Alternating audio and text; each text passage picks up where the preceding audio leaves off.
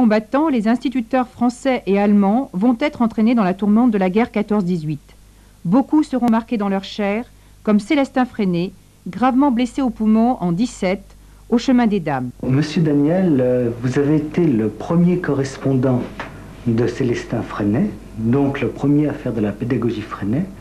Est-ce que vous pouvez me dire comment vous l'avez connu? J'étais abonné dès 1921 à une revue pédagogique qui avait pour titre L'école émancipée. Et d'autre part, j'étais abonné à une revue, Clarté, dont le directeur était Henri Barbus, dans l'esprit ancien combattant.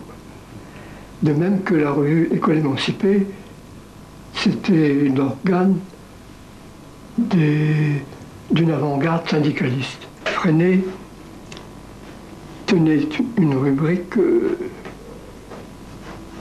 concernant la pédagogie de façon générale.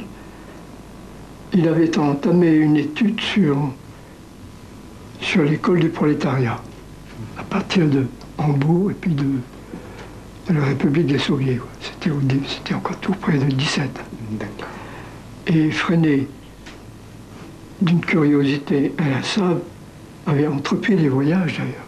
Il avait vu l'application des théories des pédagogues d'Hambourg, qui étaient plutôt pour une pédagogie libertaire, et la pédagogie des Soviets.